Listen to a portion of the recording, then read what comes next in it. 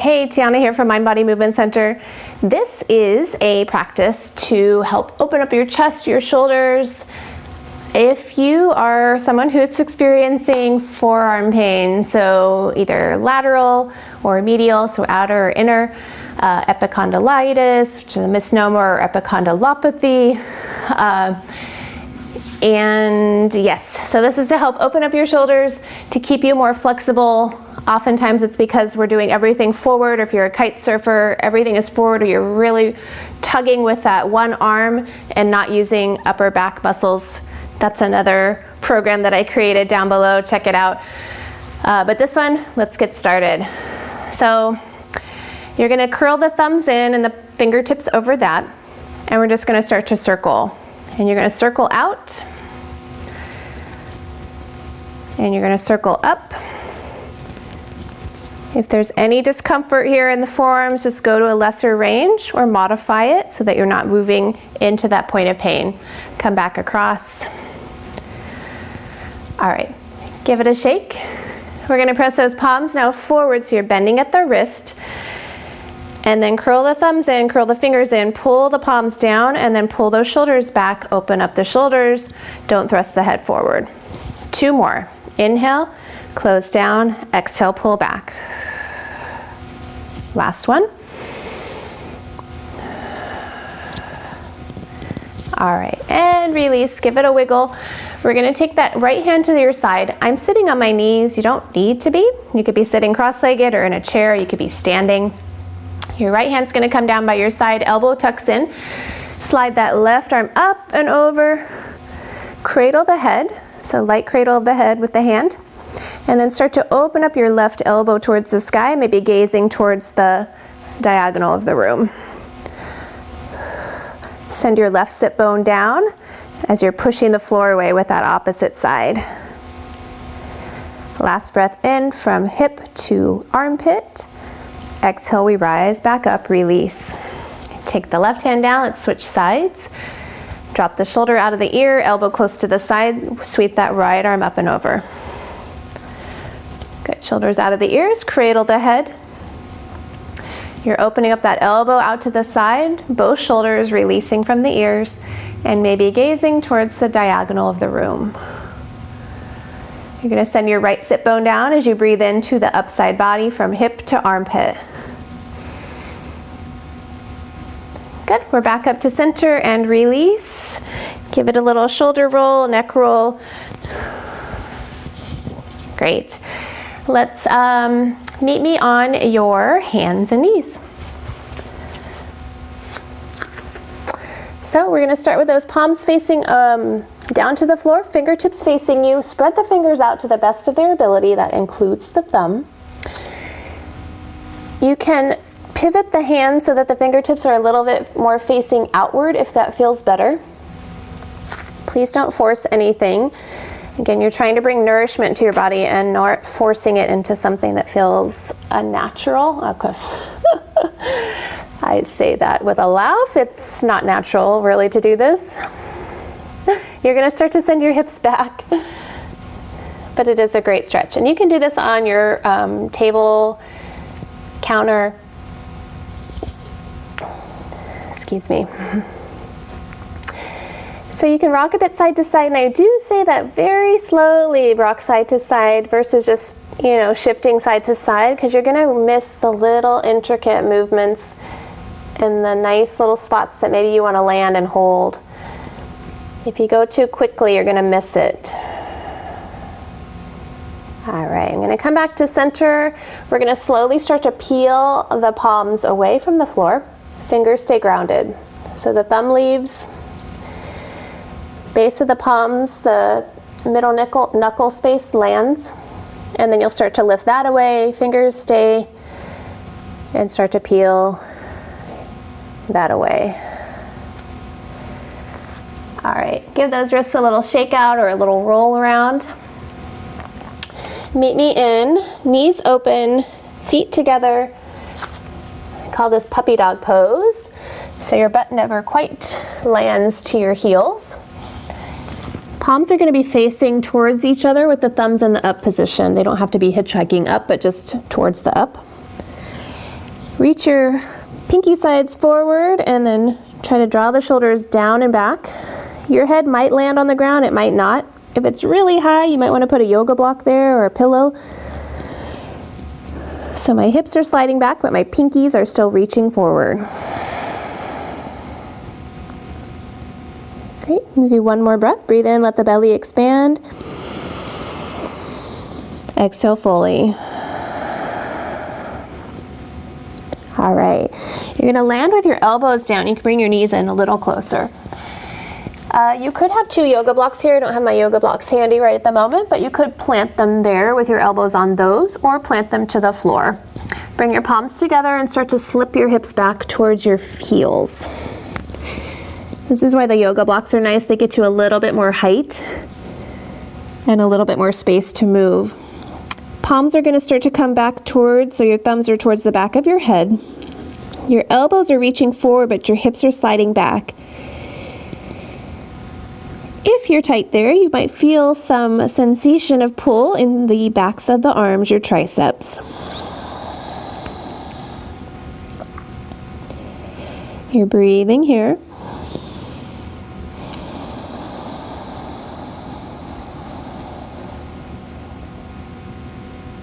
Good. One more breath. You can always come out before I say. You want to make this your practice. Don't force anything. All right, go ahead and come on out. We're going to come to sit on your seat, your tush. Palms are going to face you. We're eventually coming up into reverse tabletop. So plant those hands, spread the fingers to the best of their ability. Feet are about hip width or a little wider, and when you're ready, we'll take an inhale, lift those hips off the ground. And you want to adjust so your feet are roughly under your knees. Your hands are roughly under your shoulders, and you're going to press your hips up, open up the shoulders. I don't like to let the head drop back, but you're certainly welcome to. If you're a hyperextender, you're going to overdo there. You might want to keep a little bend in the elbows as you press and lift through the shoulders and the butt. You're getting a little core work in here too. I'm going to take another breath. All right, and then we're going to rest down. Great, go ahead and roll those wrists out, give them a shake out. And let's go on to your belly. We're going to do a chest stretch that's great for the pec minor, this little muscle here. So if you're really tight there, you're going to want to start with so you're on your belly, legs are a little bit wide. Your palm's going to be out to the side in a T shape. That's where you're going to want to start. And you can play with this range up to kind of this range from out to the side up to the corner of the mat. I'm going to start at the corner of the mat on this side because I know that I can. I'm going to start to walk the hand out as I roll onto that left hip, and I'm using my right hand to give me a boost and push back. This right leg can just rest on the back side. It could rest on the front side if you can't get all the way over there, or it doesn't feel good to. The bottom leg can just stay straight or bend a little bit. You're just going for a stretch on that left side, that left chest. If it's pretty spicy, too intense, just bring it back to that T. Find a place where you can breathe. It should not be burning, no tingling. Great, one more breath. And then we'll come back out, release. Bring it back in. I'm going to reverse positions, but you can stay right where you are. I just don't have room to move there. So we're off to the other side. Right arm is out. I'm going to come a little lower on this side. I know it's tighter for me, and then I'll walk my way up if I need to. So take that right arm out. You're riding on to that right hip. Left hip or foot rolls over or stays to the front. The left arm is giving you a boost and hold there.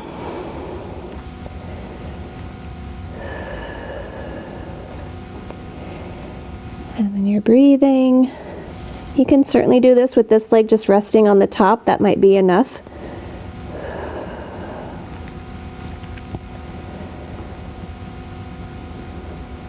Good. Take one more breath. Stay longer if you'd like.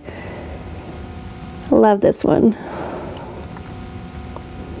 All right, and then we come back, release that arm and push back up.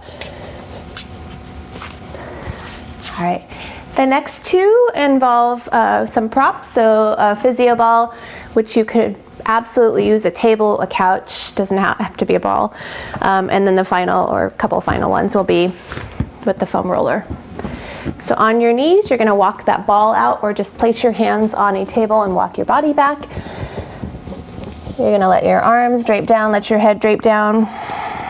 You're going to breathe into your back side ribs like you had gills. Keep those shoulders out of the ears. You don't want to be hunched in, but try to draw them back and down. I'm going to walk the ball over to the right, so my left hand stays relatively on the top. Just bowing down, breathing into that left side rib cage to the armpit.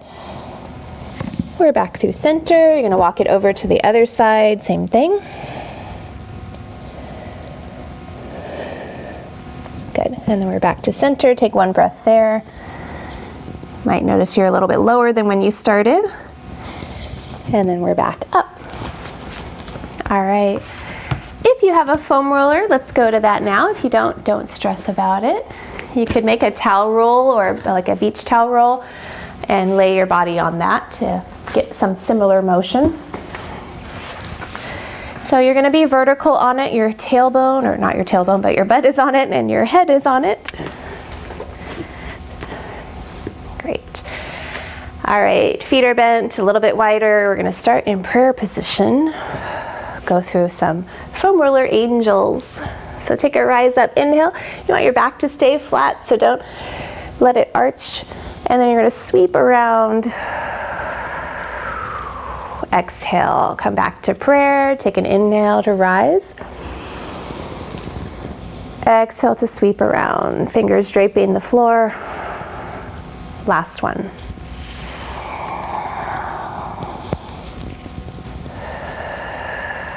Good. Before we rest for a stretch, we're going to come to W, and then you're going to shoot up to a Y. Keep your belly drawn in, your back flat. Reach to a Y, and then exhale, pull it back and down. So you get a little activation of the upper back muscles.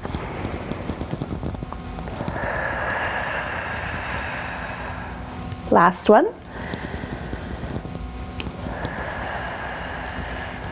Good. From here, I'm going to send the arms out into a T shape with the palms up. If your arms are lifted off the ground, you're going to want to slip something underneath there to catch them. Please don't let them hang. If you're feeling tinglies into the fingers, you can try curling the fingers in, or you can bring the arms lower. So again, you're going for nourishing. Please don't seek for burning, tingling, searing, or tearing sensations. You're only just setting your body up for fear and, a safety response versus a calm relaxation response.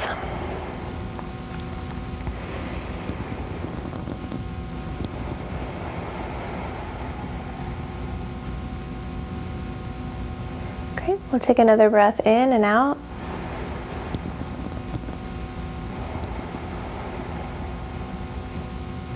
All right, we'll start to bring those arms back down. You're going to slide off as gracefully as you can. Just kidding, there's nothing graceful about it. All right, bring yourself so that your foam roller is to the back of you. If you've got a half foam roller, that will work. If you've got even a firm pillow, you could try that if you don't have a foam roller. So I've got it about at nipple line or bra line if you wear one. Your hands are going to come back behind your head to cradle the head. Find a good spot, because you're going to inhale, open up the chest, let the elbows release back, support the head. On your exhale, you're going to curl back up, let the elbows draw in, bow the head. The only reason you wouldn't want to do this is if you have spondylolisthesis. If you have that, you know it. Or any back sensitivities that are sensitive to extension, like stenosis. I would imagine most people that have stenosis might not be doing this anyway. Let's go one more. I'm going to seek for a different spot, so I'm just going to roll down the spine a little bit to get a little different spot. All right, feel free to continue or join that in another time to get a little bit more motion there with a spinal twist. Bringing those legs out in front of you. You're going to cross or bend your left leg. You can keep it there, you can cross it over. Some of you might be able to bend this bottom leg and hook it underneath. You want your sit bones level. You shouldn't be listing to one side. If you are, stick a pillow under the side that you're listing to. All right, clear out the belly space, wrap that right arm around, take the left hand down by your left hip. Get a little lift up, and then you're rotating to the left. If this leg cross-bound position does not feel great, just keep that other leg straight. If you want a little more neck stretch, you're just taking your chin over towards that left shoulder, keeping your right shoulder back, so there's space from the collarbones out to the tips of the shoulders.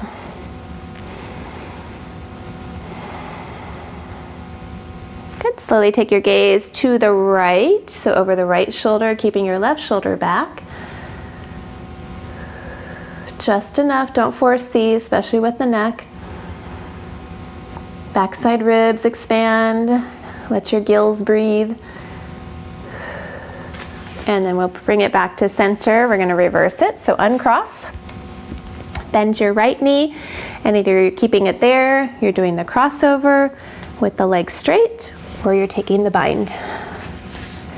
All right, so sit up tall, wrap that left arm around, take that right hand to the outside of the hip, press the floor away from you to get a little taller. And if you want a little neck stretch, take your gaze over that right shoulder, keep your left shoulder back. Just enough, don't force it. Sometimes less is better than more.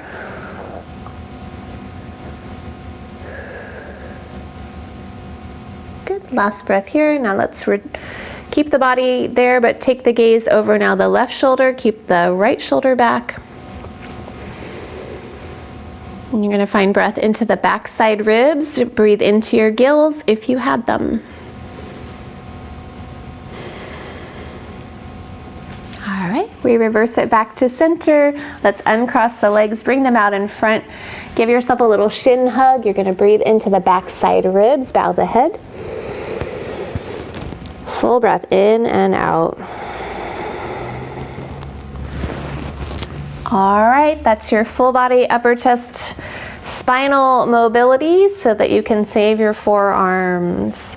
Do it before you go out kiting or after or periodically through the week. Again, don't overdo, make it nourishing. Peace in.